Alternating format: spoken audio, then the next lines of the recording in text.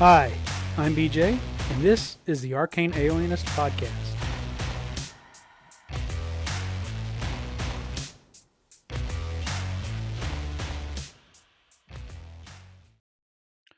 Hey everybody, how you doing out there?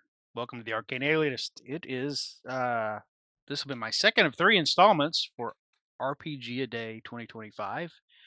I'm gonna take the second prompts number 11 through 20, and again try to string them together and create maybe a scenario.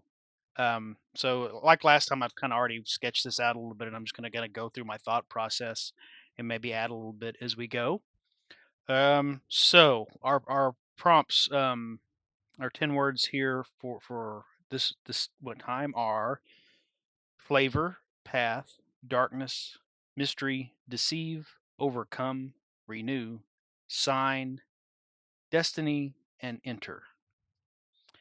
Flavor, boy, that was a hard one to kind of get the ball rolling, but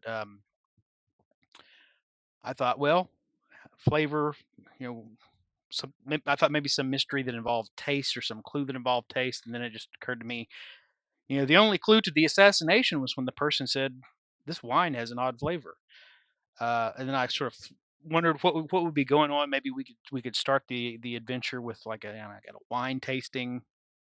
But as I went through the rest of this, it circled back around that I could change it to a wedding.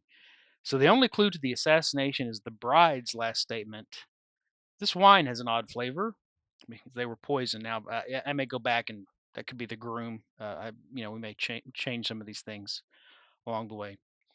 Anyway, someone has been poisoned at their own wedding. So the first location, the next word is path. The first location to obviously investigate. I think we will orient the investigators to the vineyard where the wine came from, and they have to go through a path. It's maybe not in town. There's a little bit of a walk out into the country to the vineyard, and along the path, they are ambushed by someone using a magical darkness spell as a way to ambush them.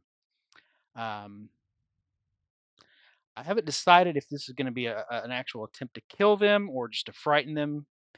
And you'll see why in a second as I kind of unveil maybe some of the ideas behind what's going on here.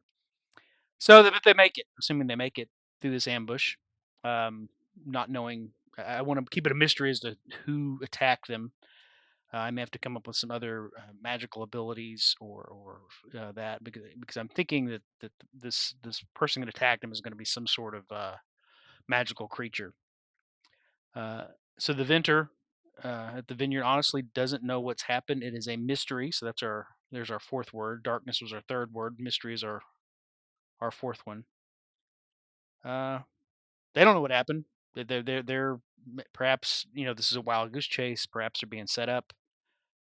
Perhaps they just set off with the wrong idea from the beginning. But this person is just as clueless as anyone as to what is going on, but agrees to let them look around and see if they can find anything that would help.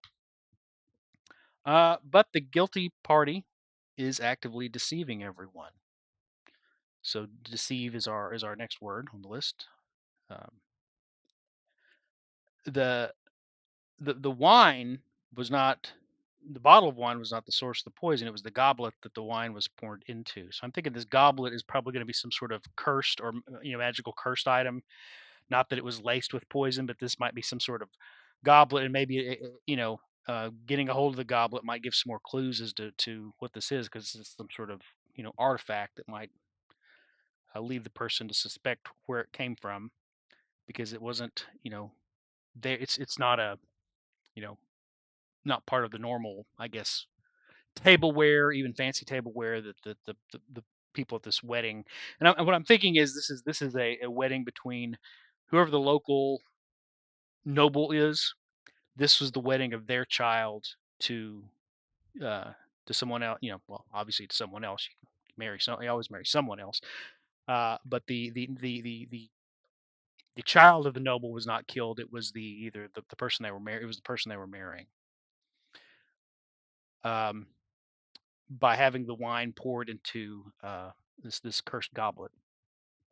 Uh, actually the inventor doesn't know what's going on, but their son or daughter knows the truth because they actually poured the wine at the event, and they somehow know what's going on. Either but they're under imaginal compulsion from saying anything. So I'm imagining the person behind this had to actually put the goblet in their hand, switch it out, and say, you know, put some sort of compulsion on them to not be able to say what's going on. A little mischief going on there.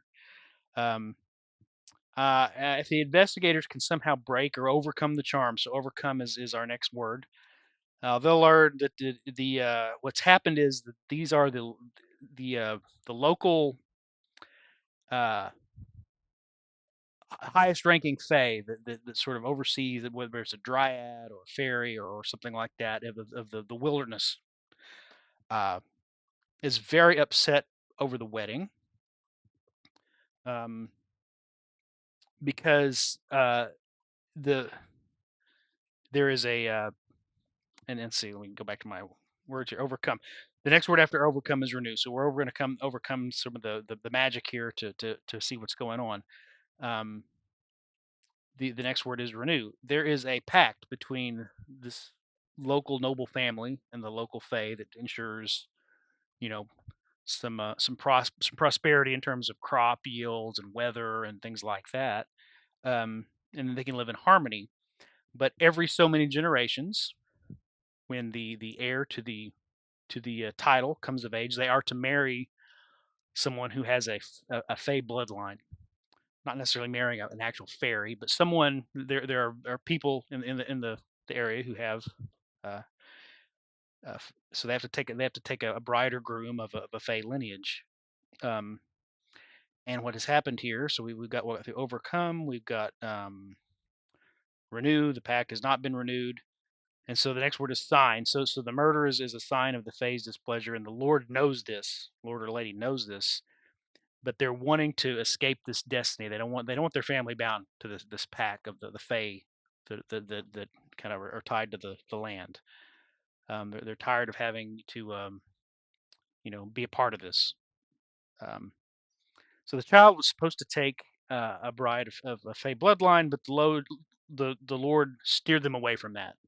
Oh, don't worry about that. That's an old wives' tale. That's not a real thing. He's sort of not. So it's not just that he has broken the pact, but he is sort of leading his household and probably the people that he rules over away from an understanding of you know living in harmony with the magical aspects of nature around them and leading people astray. So it's not just that they his married his child to the person they're supposed to. It's also just been a larger insult to tradition and the Fae are fickle and can be quite capricious and vindictive when they are insulted. So it's more than just this one part of the it also represents a larger problem.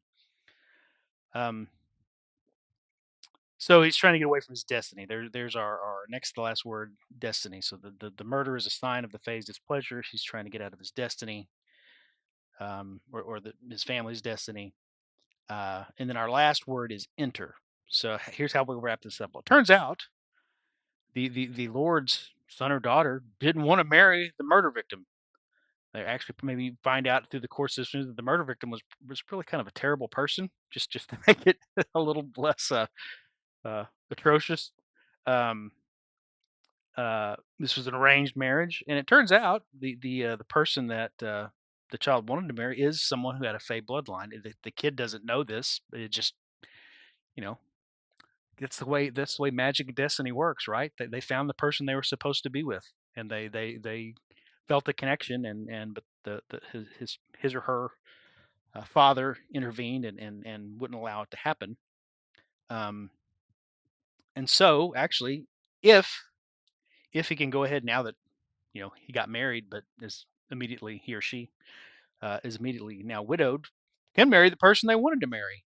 But now the Fae are so angry that there's going to have to be something more than just that. They're going to have to go set things right, and there has to be a conversation and a negotiation, and enter. So here's our last number. Enter. There's enter into a new marriage with the person they wanted to marry anyway, and enter the family into a new arrangement, a new pact with the local fae.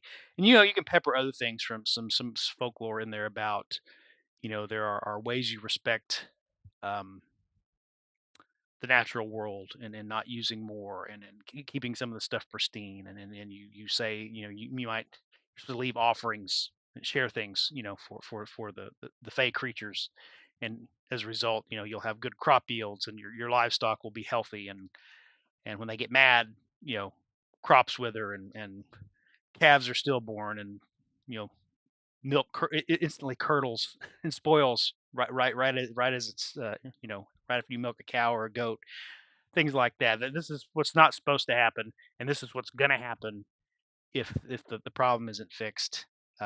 So we can explore a little bit of fairy folklore, and have a little bit of a murder mystery, and a little bit of a almost kind of, I don't know, star-crossed lover, Midsummer Night's Dream kind of stuff going on here. So that might be kind of fun. And I'm sure if you play the assassinated bride or groom, as you just make sure the players learn that everybody really don't like this person. Nobody's sad that they're dead. Maybe it kind of isn't so bad what's happened. Um, at least as far as morality goes in fantasy fiction. So that is the second round. We'll come back at the end of the month with the third round. So I hope everyone is doing well out there. Big thanks to the founders of RPG A Day. You can find more about them at their blogs. I'll put the links in the show at Autocratic and at Casting Shadows blog. But until next time, wherever you are out there, take care of yourself. Try to make someone happy today, especially the Fae folk. Make them happy, or you're not going to be happy. See you later.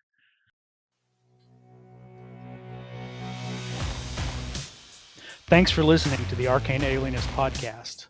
The music you're hearing is Come and Get It by Scott Holmes Music.